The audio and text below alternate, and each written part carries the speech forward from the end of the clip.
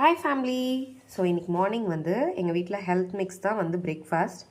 So நான் வந்து இது காய்ச்சி ஆறின பால். ஸோ அதுக்குள்ளேயே நான் வந்து பவுட்ரு போடுறேன். எங்கள் வீட்டில் எப்போவே இதுதான் பிரேக்ஃபாஸ்ட் எல்லாருக்குமே. இதை போட்டுட்டு நான் ஒரு விஸ்க் வச்சு அதை வந்து மிக்ஸ் பண்ணிக்கிறேன். ஸோ ஒரு எந்த லம்ஸுமே இருக்காது நம்ம இப்படி பண்ணும்போது. இப்போ நம்ம இதை டைரெக்டாக ஸ்டவ்வில் வச்சு ஆன் பண்ணிக்கலாம். ஸோ ஸ்டவ்வில் வச்ச பிறகு நம்ம மிச்ச தேவையான பால் வந்து நான் ஊற்றிக்கிறேன்.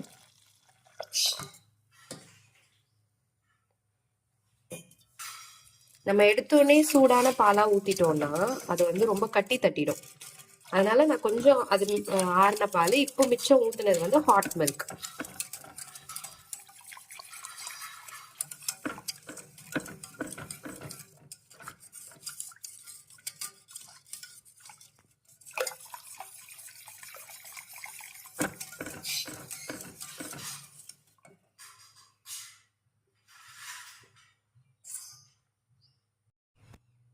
ஸோ இப்போ இது கொதிக்க ஆரம்பிச்சிருச்சு. இந்த பாயில்ஸ் தான்.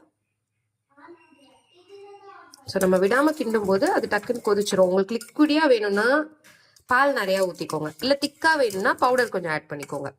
அதுதான் அதோட கன்சிஸ்டன்சி. ஸோ இது பாருங்கள், பாயில் வந்துருச்சு பாருங்கள். ஸோ இதை நான் இப்போ ஆஃப் பண்ணிட்டேன். அவ்வளோதான்.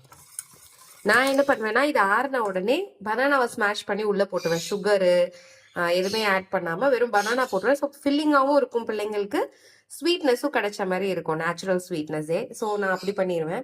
உங்களுக்கு எது ப்ரிஃபரன்ஸோ நீங்கள் பார்த்து பண்ணிக்கோங்க. உங்களுக்கு வேணும்னா ஆர்டர் பண்ணுங்க. ஸோ நான் வந்து பனானா இப்படி நல்லா ஸ்மாஷ் பண்ணி வச்சிருக்கேன். ஸ்மாஷ் பண்ண பனானா வந்து சத்து மாவுக்குள்ளே போட்டேன். அதை ஒரு மிக்ஸ் கொடுத்துட்டோன்னா அது நல்லா மிக்ஸ் ஆகிடும். ஸோ எவ்ரி பைட்லேயுமே நமக்கு பனானாவும் கிடைக்கும்.